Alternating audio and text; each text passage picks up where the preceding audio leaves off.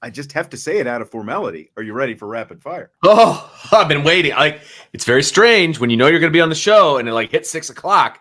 Like my kids were like, "Dad, it's 6 o'clock. What are you doing?" It's like, I got time.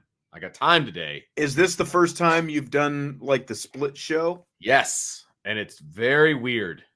Very weird for me. It is a little different. It's a little different for me as well, just from a preparation standpoint. It's a lot different, you know? Yeah, for sure. For sure. But hey, got a lot more recruiting stuff on the show these days with Ryan. Which is awesome, especially with the pot of gold going out, which I think is obviously an awesome situation that Notre Dame does every St. Patrick's Day. And I always forget about it until St. Patrick's Day rolls around. And it's like, oh, that's the pot of gold day. Right. That's the pot of gold day.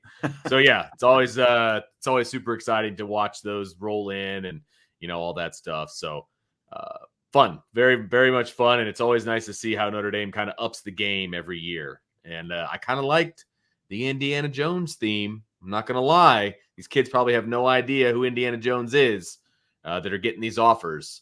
But I noticed, and that's all that matters. Well, there was a new, I don't know that the latest Indiana Jones movie was that great based on what I heard. I didn't go see it. I saw it. It was better than the Crystal Skull one. Much better. Okay. So it was good. It was good.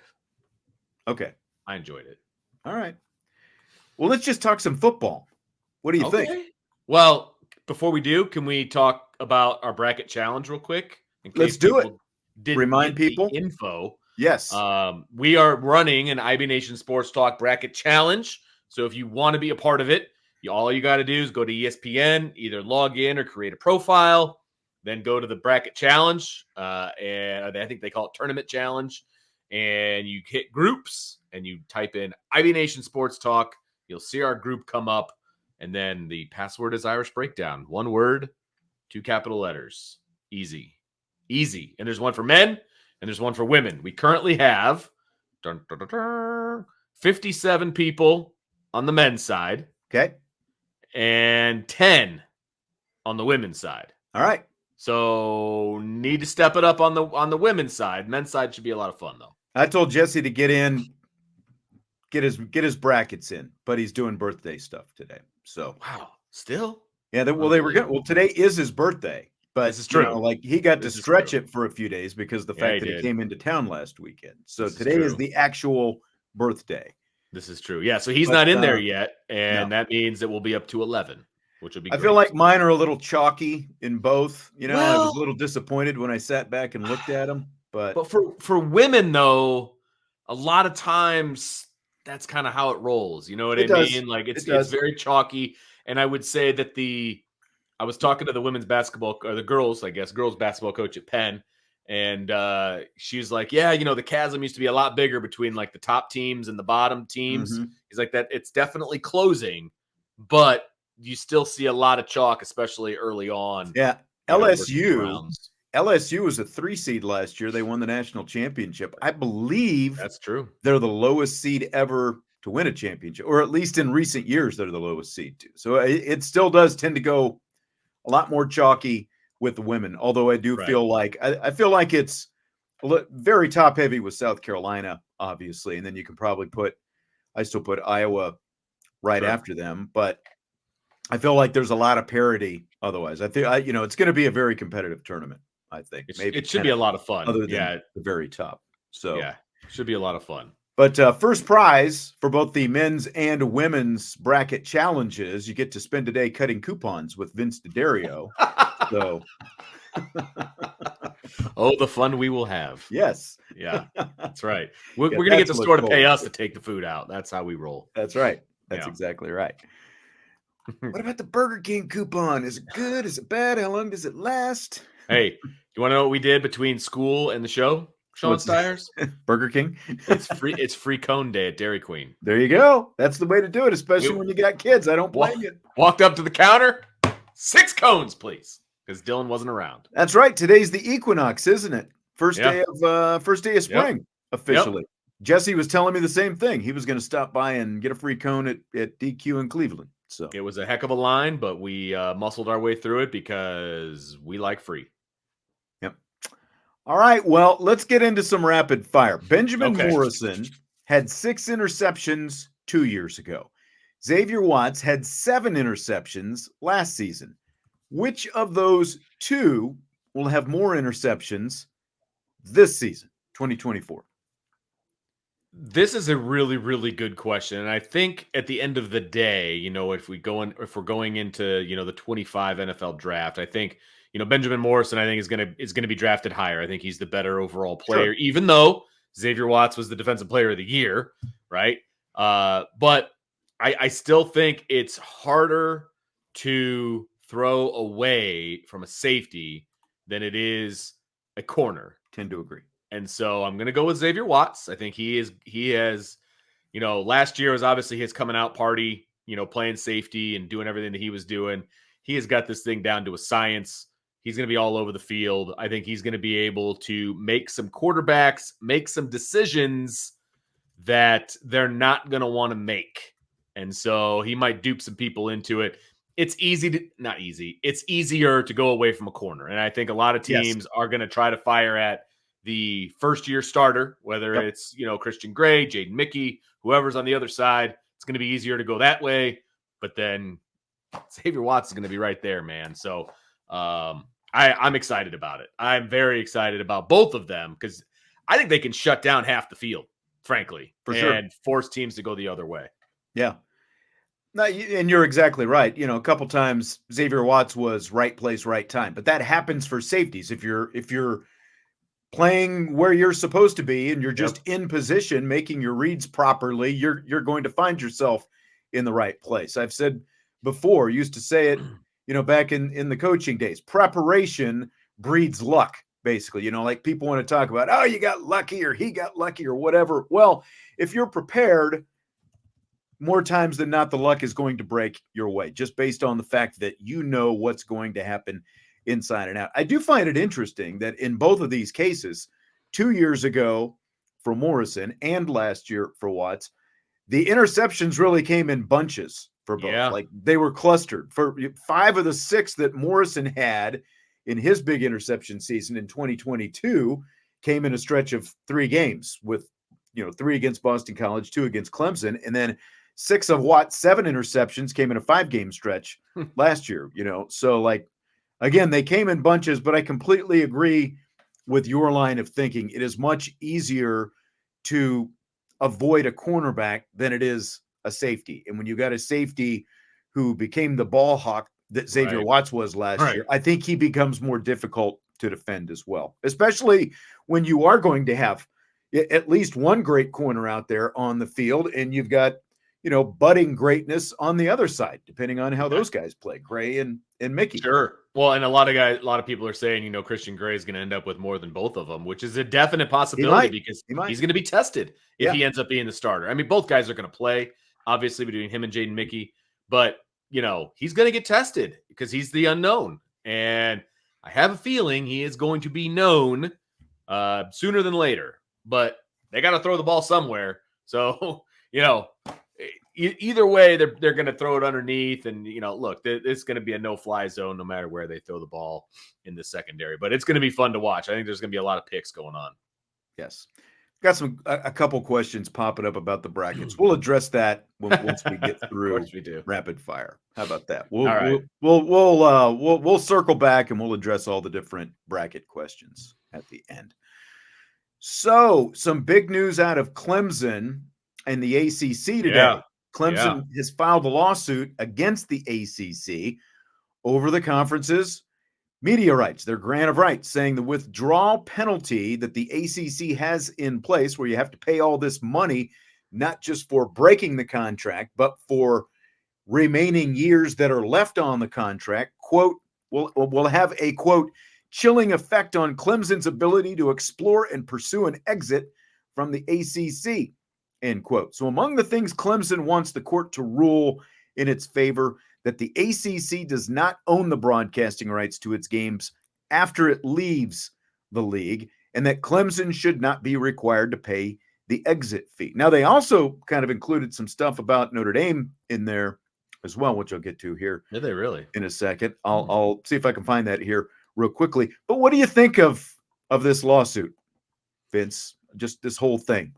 I think it sounds very childish, to be honest with you. Like, you signed up for this. Nobody held a gun to your head and said, you need to sign this. When they sign this, they're like, man, we're going to be in the money. This is fantastic. This is great. It's long-term. So that means that, we're going to have financial stability for, the foreseeable future. And now they want out of it. And it's ridiculous. This is what you signed up for. That's right. I'm sorry. I don't have any sympathy for Florida State, for Clemson, or anybody else that wants to get out of it. You signed on the dotted line. That's on you, man. You knew what the exit fee was going to be. You knew. People kind of want to take shots at the ACC for the fact that they're getting, that their TV revenue is so much lower, obviously, especially than the SEC in the Big Ten. But remember, this contract came a few years before either the Big Ten or the SEC got these big mega deals. And the ACC went to, the presidents and, all the schools, and they're like, here's what it's going to be. It's going to, I think it was a 15-year deal when they signed this thing that, again, just to remind everybody, runs through 2036. It's 15-year deal. This is what the revenue was going to be. And everybody was like, sign me up. They all wanted it. They thought it was great at the time. And give it to the ACC, actually, for having the foresight to include the language, because basically the ACC is still intact while the Pac-12 is floating in the Pacific Ocean because of the fact that they had this stipulation in their contract. That there was going to be, that's exactly right. The Pac-12 would still be in, there's a few different reasons the Pac-12 would still be in place. Two different commissioners completely botched that whole thing. But if they had ever had any wording in place like the ACC has with theirs, it would still be around. And I completely agree with what you're saying. I'm sorry, Clemson. I'm sorry, Florida State. I don't feel for any of you. You took the money when it appeared that the money was good. And now the only reason you're complaining is because all these other schools. Now, I'd probably be mad too if I was Clemson and I saw Indiana, Purdue and Rutgers, getting the size paychecks that they're getting. But it is what it is, man. And here's what they said about Notre Dame in there. Clemson's lawsuit argues the ACC withdrawal fee does not represent actual damages because Notre Dame has the same fee despite having its own separate football TV deal with NBC. In other words, Notre Dame would have to pay the same amount that any other ACC member, pays in their separation deal. They would have to pay the same amount of money to the ACC to get out of that contract. But Notre Dame obviously doesn't have the same revenue, or, they don't have the same TV contract, basically. But, like from the Notre Dame perspective, as we know, Notre Dame is actually getting obviously less in that NBC. Now, the one, between getting the new contract and, what they're still going to continue to get from the ACC, it's fairly similar. But Notre Dame, for, just even as of right now and through the end of this season, is actually getting less than those ACC schools when it's all said and done. But they have to pay that same, break contract, grant of rights fee. Yeah, I don't see how bringing up Notre Dame helps Clemson's no. I don't either. I really don't. I think it hurts their argument, actually, when it's all said and done. I mean, Notre Dame's not a full member of the ACC, and yet they do the things that the ACC wants them to do, and they allow their road games to be televised on their networks and, all of these different things.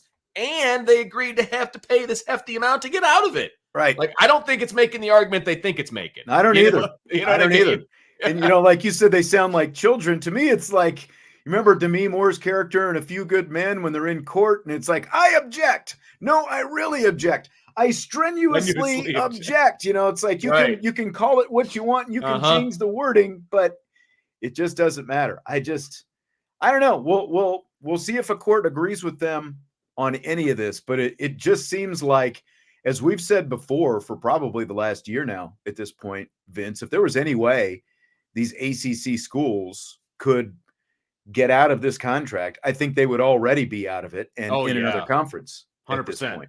100%, because they know that the grass is greener from a financial standpoint, and they would have been gone. And we know the SEC would love to take Clemson. And and Florida State for that matter. I mean, that's what they're trying to do. They're trying to get into the SEC, right? And so I think it's hilarious, frankly. It's like, it's just not good enough. I want out. Like, no. Like, you agreed to this. This is on you. 2036. See, I'm sorry. I disagree with this, TD. He says when the majority of teams in the conference want to leave, it'll implode. I mean, I think the majority probably want to leave. One, there's no place for them. The SEC doesn't want most of them. And two, they're all held together because of this contract. They would all still have to pay the fee. I mean, that's what's holding this thing together. Yes. Is the hefty grant of rights, breaking the contract fee that they would have to pay to get out. It doesn't matter how many want out. Yeah. It's can you legally get out without it costing you an arm and a leg? And that's what's holding it all together. It's just going to cost too much for any of them to get out. That's what it is. And now Clemson and Florida State are going to spend all kinds of money on legal fees and everything else to try to make this happen. And I mean, if they're going to follow the law is going to say, sorry, you're stuck, is basically what it's going to say. Now, could there be a crooked judge out there that's going to change it or whatever? Then that's possible. But at the end of the day, they signed a contract. The other side of this is, and this is what I was just going to get to, Josh.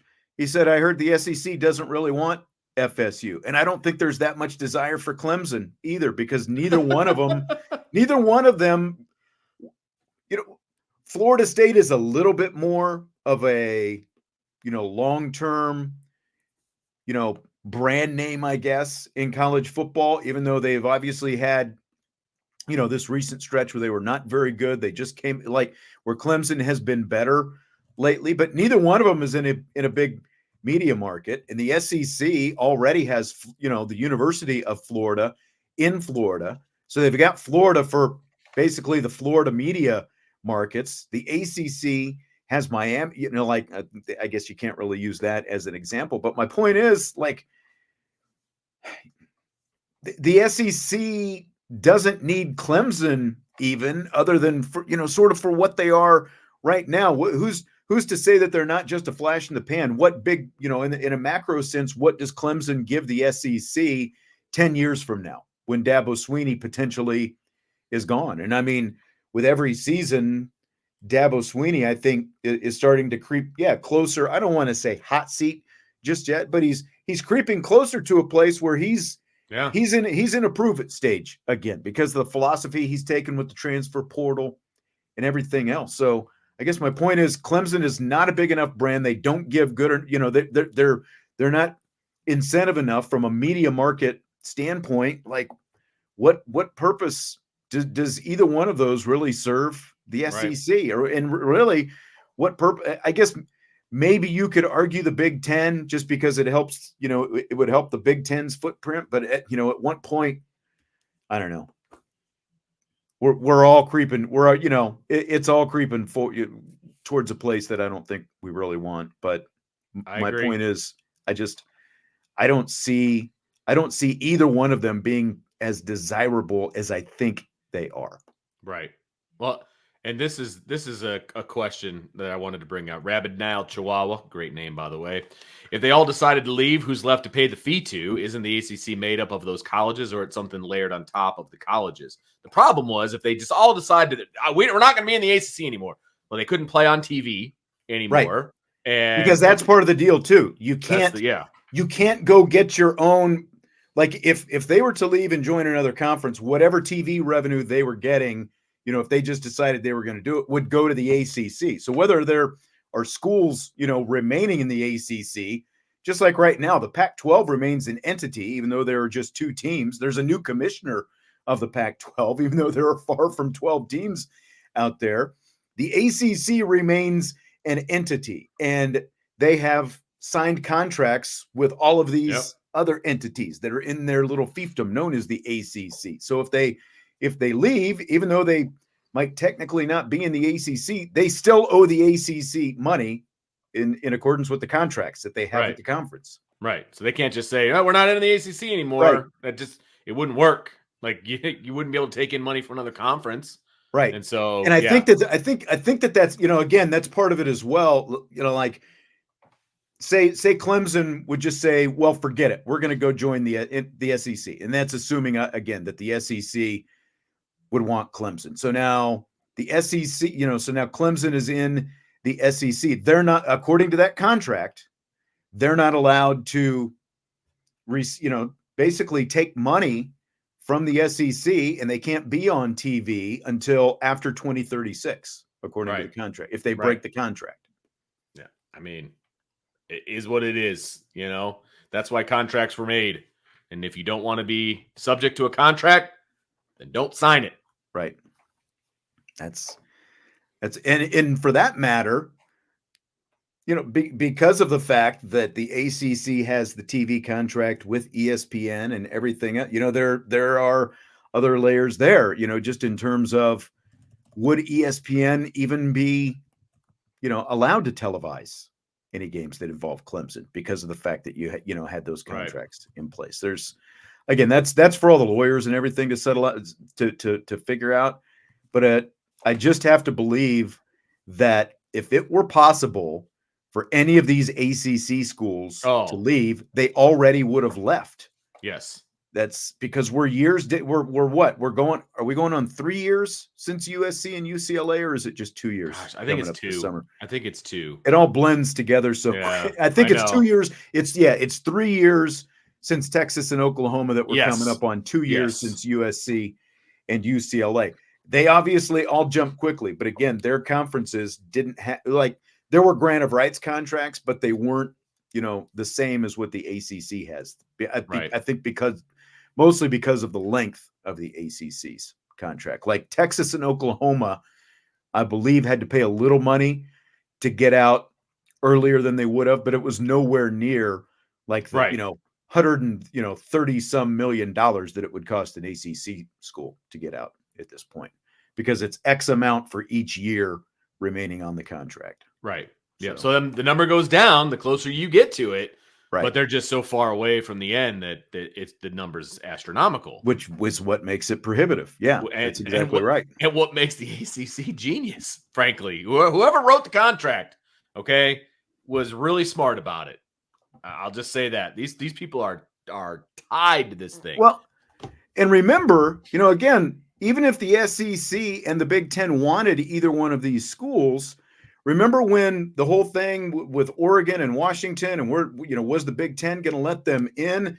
There was Fox had to come back and say, basically when you add schools, it cuts down the annual payout that each school that's already in there has. And so you got to go to the TV and ask them to rip it up and start so over. Either the TV partner has to give you more money for equal shares, or everyone's going to have to take less money to let them in. Which, isn't that what's happening in the Big Ten? Like those guys, those new teams coming in are taking a fraction of what the current teams are taking. Right. Yeah. And like in SMU's case, they obviously agreed to take virtually no money for a long time to join the ACC. And, I think the Stanford and Cal, remember, they're going to get less money for being in the ACC for a while. So it's like, it's just, again, if it was just as simple as saying I want out, I just have to think that they would already be out. But I think that there's so many layers to it that's obviously why Clemson feels like they're forced to this place. But I don't know. I'm not a lawyer. So again, I'll let them figure it out, but I just don't see them being able to get out anytime soon. I don't either. Okay. Scale of 1 to 10. What chance do you give the Notre Dame women to reach the Sweet 16 for a third straight year? 12. I think that they're going to do, I think they're going to take care of business, especially being at home. I think the fans are going to come out. They're going to be behind the Irish. And I just don't see a world in which Notre Dame doesn't make it to the Sweet 16. I'll give it a 9. I will just say, looking at Ole Miss, assuming Ole Miss gets past Marquette, it should be a good matchup. Like that Ole Miss team has got some athleticism. They are deep as well. I was looking at this roster and it's really, I've got to when I make my sheets, they play a lot of players. Okay. They're fairly athletic, so I'm going to give the one chance to Ole Miss if Ole Miss gets past Marquette. I think that that should be a good matchup, and again, when you look at Notre Dame's depth, how much does that become an issue potentially if it is a matchup with a very deep Ole Miss team? If they're running, yeah. But I'll give them a 9. I'm going 9 to the Sweet 16. Well, because of all the ties that you gave about Marquette, and Notre Dame, and everything, I picked Marquette to beat Ole Miss. That was my one. That was my one upset, or one of not many upsets in the women's tournament, especially the first couple rounds. That was one of them because I'd love to see that matchup. I think that would be fun. Okay, I can't disagree with that. What chance do you give? Again, scale of 1 to 10. What chance do you give the Irish women to make it to the Elite Eight for the first time since 2019? Obviously tougher. So I'm gonna bring it back a little bit. I'm gonna give them like a 7, like a 6.5, 7. That's kind of where I'm at. I think they got a really good shot of getting to the Elite Eight. I like the matchup, the potential matchups that they have there.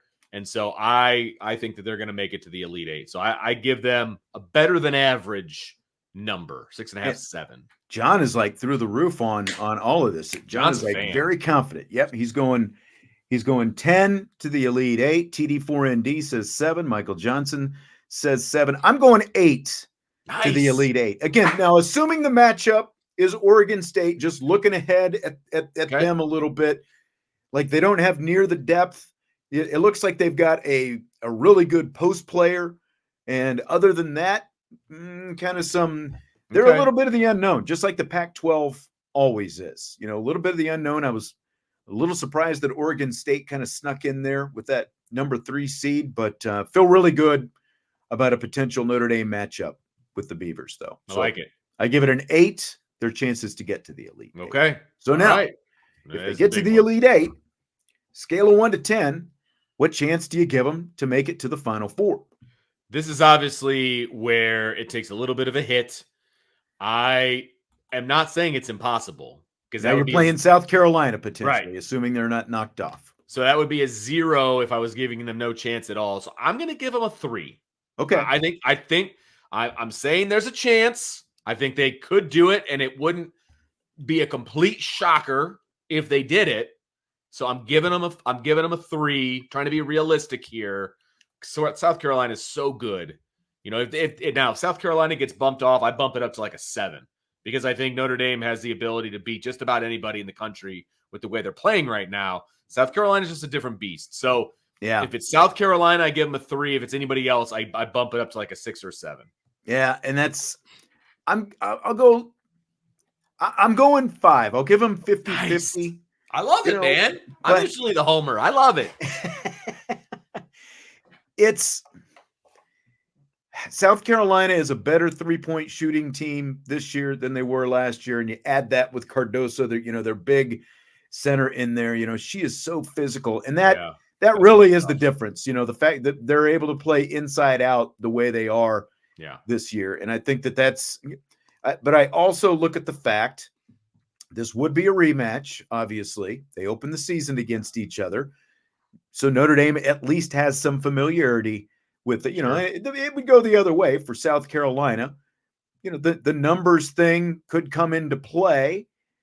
How physical can you play with Cardoso, I think, is what it would come down to if I'm just breaking down the matchup right now. And that, it's going to be a tough task, but I'll give them a 50-50 if they could, because odds are you're going to see Notre Dame play, zone probably 70 to 80% of the time, because of the way the roster is configured right now, so what kind of effect does that have? Is the other team, any of these teams that we're talking about, is the other team making threes? Do you make Notre Dame come out of the zone and that kind of thing? Yeah. What do the fouls look like?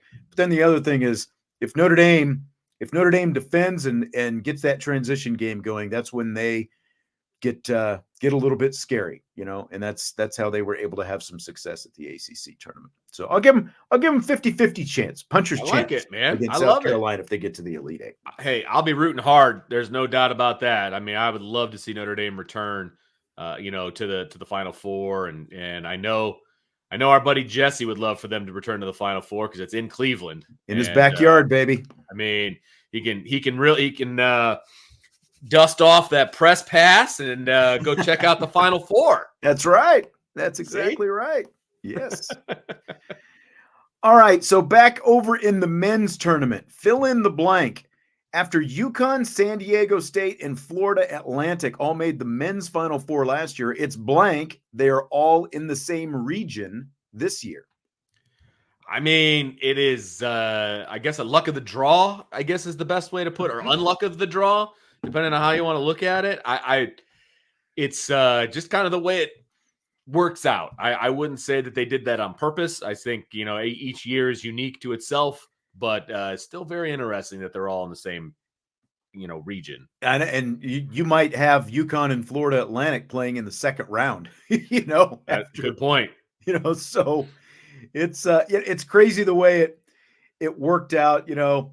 It stinks for Florida Atlantic, but I agree. I don't think they did this necessarily intentionally. I know a lot of people are crying about it. A lot of people crying about, oh, UConn's got the toughest draw and all that stuff. Look, UConn's the defending national champion. And if they are that good, if they're as good as everybody says, then it shouldn't matter. Just because San Diego State and Florida Atlantic made it to the Final Four last year doesn't make them any better this year than they were last year. They wouldn't be 8 and 5 seeds, if they were, and then if they weren't 8 and 5 seeds, they might be in different regions. Exactly. So you don't necessarily see all 3 teams in the same region right off the bat the next year, but it's not like you haven't seen this kind of thing happen before, where you've at least got a couple of teams that were in the Final Four one year and end up, playing relatively early the next year. It happens sometimes. Yeah, and we're not talking about blue bloods here either. You know what I mean? Exactly. The couple of these teams were,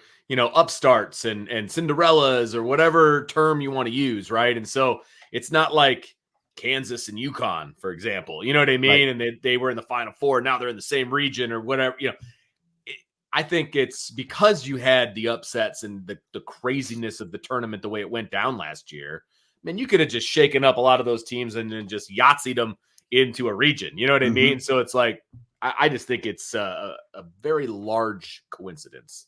Yeah. I agree. I completely agree with that last part. So Caleb Williams finished his 2 years at USC with 210 carries for 518 rushing yards. Vince's favorite guy.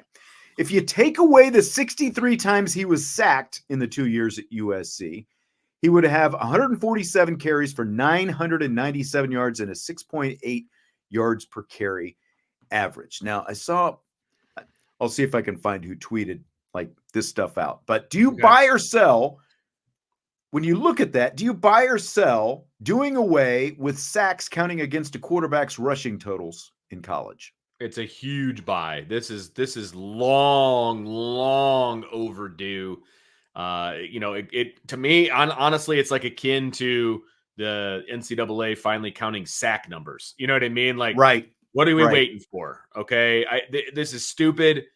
Your rushing total should have nothing to do with sacks. Nothing to do with sacks. I agree. That should be a team stat. And it really kind of hinders, when you're looking at a mobile quarterback and what he's able to do with his legs. I mean, the case in point right here, right? And I wonder, for example, let's crank it back to a Notre Dame thing. I wonder what it would look like if you did this for Riley Leonard. What would his rushing stats look like if you took away sacks? Any mobile quarterback, Ian Book, for example, or Deshaun Kaiser when he would run the ball all over the place, right? What would that look like? This is long overdue. This is ridiculous. I can't believe that they're still doing it this way. This is a huge buy for me. It's a buy for me as well. And I am not shocked that John wants to sell this. TD4ND wants to sell it as well. Wow. Take Caleb Williams out of this. Right. He was just the one used as an example. Well, we're not changing the rule because of Caleb Williams, but, look at the fact that basically you add 480, almost 500 more yards to his rushing total if you take out sacks. It's not done in the NFL. These are not rushing attempts. They are exactly. Sacks. If they are actual rushing attempts, then that's different. And maybe it's because it's easier for statisticians in college, where it's the guys drop behind the line, it's an automatic rush attempt. You don't have to separate. I don't know. But it has never made sense to me because Right.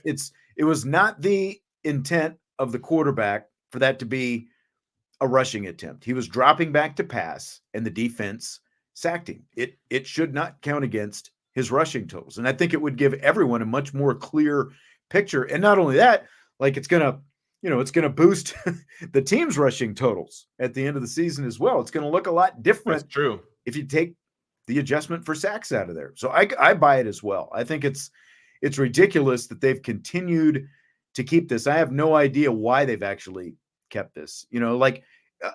I guess the other side of that is to go back on what I just said. You could easily make it like a team rush, but not count against the quarterback. If you wanted to do that, if you still wanted to, to count those yards against the team's total, but not the quarterback's total, because again, if you're crediting a sack, then you shouldn't also be, counting against the rushing totals in the end.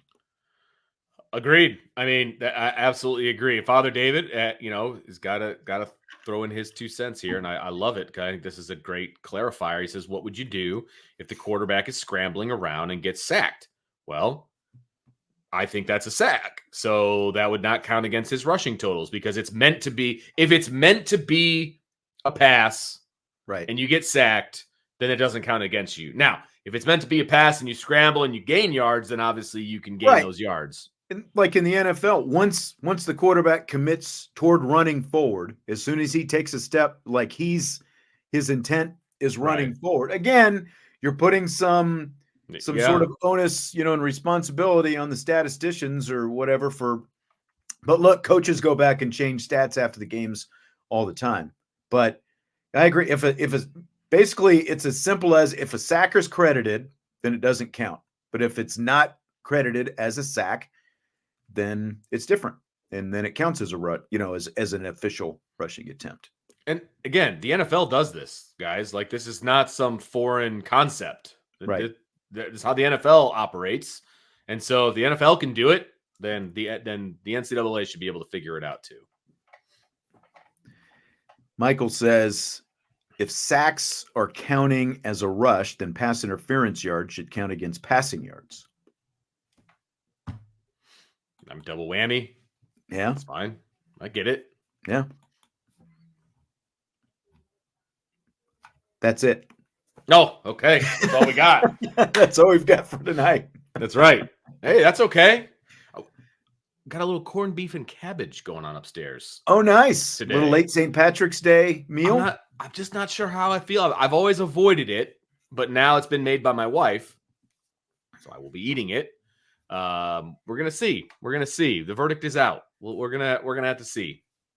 Okay, so this bracket challenge. Remember, we've got men's and women's bracket challenges going at ESPN.com. So, like, you go to the men's bracket or the women's bracket if you want to get in the group. What is it? Is it IB Nation Sports Talk? Is that the group name? That's the name of the group. IB Nation Sports Talk. Just how it's listed right down there, right? IB Nation Sports Talk. You just search for the group. You can join it. It's a public group, but there is a passcode, and the passcode is Irish Breakdown. It's all one word, and I and B are capitalized. Easy. Right. And so there's been plenty of people that have figured it out. Obviously, we've got 11 in the women's side of things, it looks like. And on the men's side, we are sitting at 58. So obviously more interest in the men's.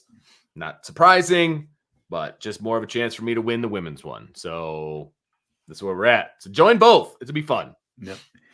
TD4ND wants to know what the prize is. You get to be the holder on field goal attempts for Dylan D'Addario when Vince D'Addario snaps to you. That's first prize. That's awesome. That would be fun. If you're a local, we can make that one happen for sure. That's right. We can definitely make that happen. There is no official prize as of right now. I don't know if we're going to get one. We're just, we're kind of doing it for the fun, bragging rights, that kind of thing. But I don't know. Maybe we can coax a prize out of somebody when it's all said and done. We'll see. We'll see. We're not going to make any promises. Vince and I were talking yesterday. We were in text chain and we were just like, yeah, let's just do it. We'll have fun with it. What the heck? Hey, 60 of our friends are doing it with us. So I love it. It'll be fun. There you go.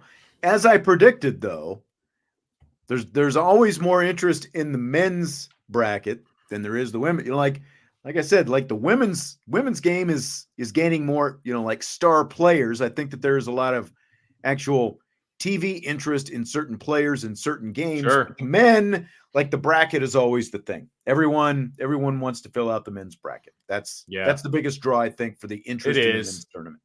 Yep. No, it totally is. And that's cool. I get it, man. I've been filling out men's brackets since I was old enough to watch, with any kind of interest. I remember doing it in high school. So here we go. It'll be fun. Yep.